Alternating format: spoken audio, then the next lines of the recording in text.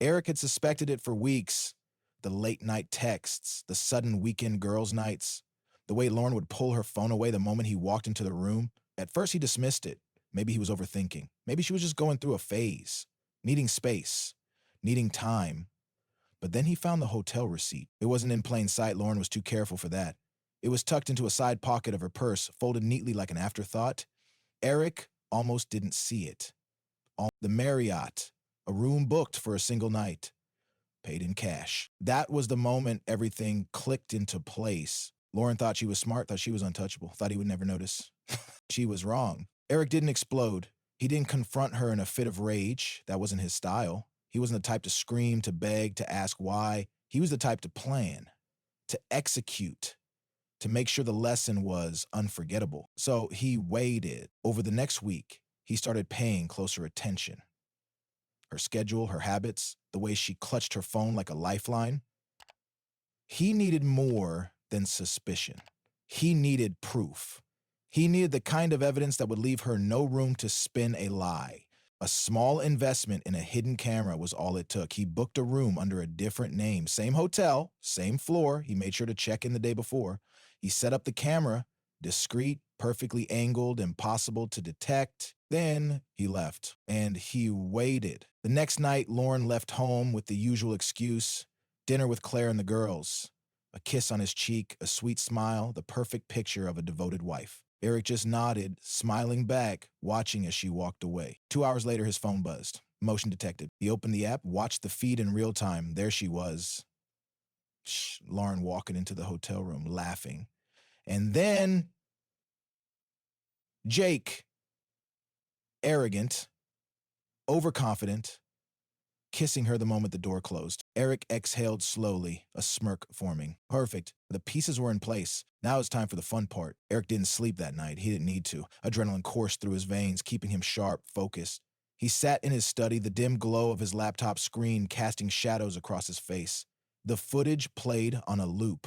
Lauren and Jake, laughing, touching, kissing. He studied every detail, the way she tilted her head when he whispered in her ear, the way she slid her hands over his chest. Her wedding ring still on her finger. The casual, practiced ease of their interaction, like this wasn't the first time. It made Eric's jaw tighten, not in heartbreak. No, that stage had long passed. This was something colder, something calculated. He had everything he needed. Now he had to decide how to play it. Exposing her wasn't enough. It had to be perfect. By morning, his plan was set. He started with subtlety. Lauren woke up with a smile, stretching lazily in their bed as if she hadn't spent the night, betraying him. "Morning, baby," she murmured, pressing a kiss to his cheek. "Did you sleep okay?" Eric smiled. Like a baby. She had no idea. That day, he went about life as usual, work, gym, casual conversations. He even texted her something sweet in the afternoon. "Loving wife deserves a surprise. Thinking of something special for you tonight." She replied with heart emojis, playing her role flawlessly. That evening, he returned home early. Lauren was in the kitchen, humming as she poured a glass of wine. She was relaxed, oblivious. "I made reservations for us tonight," he said casually, leaning against the counter. "Something nice. I figure we deserve a special evening." Her eyes lit up. "Really? That's so sweet, babe." She had no idea what was coming. At dinner, Eric kept the conversation light. He let her talk about her day, let her bask in the illusion of normalcy. He even held her hand across the table, watching as she soaked in the affection. Halfway through the meal, he pulled out his phone and slid it across the table. "For your eyes only," he said softly. Lauren frowned, picking up the phone. She pressed play. The color drained from her face. The restaurant buzzed around them, but for Lauren, the world had gone silent. Eric simply watched, his expression unreadable. "Everything okay, babe?" he asked. And that was when the panic set in. Lauren's fingers trembled as she held the phone, her pulse pounding in her ears. The video played in crisp, undeniable clarity. There she was, tangled with Jake, his hands on her body, her laughter light and carefree. Every damning second unfolded in high definition, captured from an angle that left no room for doubt. Her breath hitched. Across the table, Eric sipped his wine, his gaze calm. Unreadable. Lauren's lips parted, but no words came out. Eric tilted his head slightly. "You haven't touched your food," he noted. "Everything okay?" The restaurant's low chatter and clinking silverware felt deafening now. An overwhelming background hummed to the chaos in her mind. Lauren swallowed hard and set the phone down as if it had burned her fingers. Eric, I... She raised a hand, his voice still impossibly steady. Take your time. She glanced around nervously, half expecting the entire room to be staring at her, pointing, whispering. But no one was paying attention. Not yet. She leaned in, lowering her voice. We can fix this. We need to talk. Eric smiled, but there was no warmth in it. Oh, we already did. Her brows knit together in confusion, and then, with a growing sense of dread, she grabbed her phone, flipping to her notifications, and that's when she saw it. A flood of unread messages, missed calls, dozens of them. Her stomach dropped. Her hands moved frantically, clicking into the group chat with her family, her friends, her colleagues. There it was, the same video, playing on loop. A fire ignited in her chest, a mix of horror and disbelief. This couldn't be real. No. Her fingers flew across the screen. Maybe she could delete it before everyone saw. Maybe she could stop it. But the damage was already done. The chat was exploding. Her mother, Lauren, tell me this isn't real. Her sister, you're disgusting. Her boss, we'll discuss this Monday. Her best friend, Rachel, oh my God, you've been lying to all of us? Lauren felt her entire world collapsing in real time. Her breath came in shallow panic gasps. She reached across the table, gripping Eric's wrist. Please, she whispered. We can fix this. We can make this go away. Eric chuckled softly, pulling his hand away. Lauren, he said, leaning back, completely unbothered. The internet never forgets. Tears welled in her eyes. You don't understand my job, my reputation. Oh, I understand perfectly, Eric interrupted.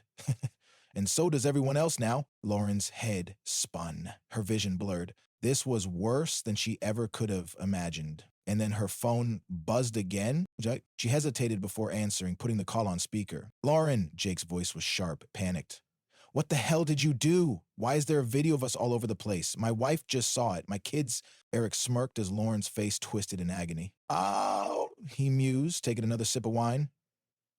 Looks like you're not the only one paying the price. Lauren's hands were shaking so badly she nearly dropped the phone. The restaurant around her blurred, the clinking of glasses and quiet hum of conversation fading into a distant echo. Up, she whispered, barely able to form the words. I didn't... You didn't what? Jake's voice was frantic, seething with anger. You didn't think this would get out? My wife just threw my stuff onto the front lawn. My career is on the line. Lauren opened her mouth, but no words came. What could she even say? That this was all a mistake? That she never thought Eric would find out? That she thought she was untouchable because she had thought that? She had been so sure Eric would never put the pieces together, so convinced that she could balance her double life without consequence. And now, the world she had carefully built, her perfect image, her marriage, her reputation, was caving in on itself. I fixed this, Lauren, Jake snarled. My wife is talking about taking the kids and moving out. She sent the video to my boss. Eric let out a low chuckle. He was enjoying this, sitting there, sipping his wine, calm as ever. Lauren turned to him, desperation in her eyes. Please, she pleaded, her voice barely above a whisper. You've made your point. Just help me fix this before it gets worse. Eric raised an eyebrow, feigning curiosity. Before it gets worse? He echoed. Lauren, I think we passed that point a long time ago. Her chest tightened. Her phone buzzed again. Another message. This time from her boss. Lauren, HR needs to speak with you first thing Monday. She inhaled sharply, nausea rising in her throat. Eric leaned forward, resting his elbows on the table. You see, Lauren, you never thought about consequences. You assumed you were smarter than me, that I would never find out, that I would just keep being the oblivious husband while you played your little game. He tilted his head. So tell me, how does it feel, knowing that everyone knows? Lauren bit down on her lip to keep it from trembling. The walls were closing in. The weight of her actions was crushing her. But Eric wasn't finished. He pulled out his phone, tapped the screen, and placed it on the table. A new message flashed across the group chat. Eric has left the conversation. He exhaled, stood up, and smirked. Good luck cleaning this up, he said, and then just like that, he walked away. Lauren sat frozen, her fingers gripping the edge of the table as if it were the only thing keeping her upright. The group chat was still active, messages flooding in. Her family, her friends, her colleagues.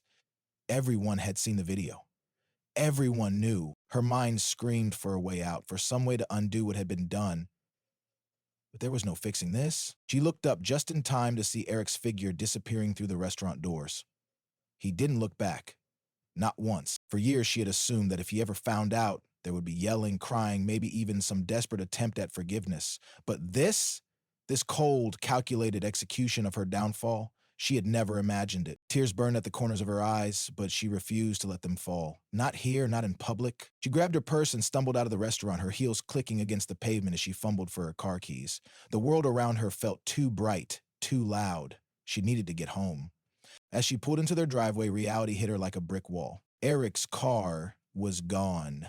And then she saw it, the front door, slightly ajar. Her stomach twisted as she stepped inside. The house was eerily quiet.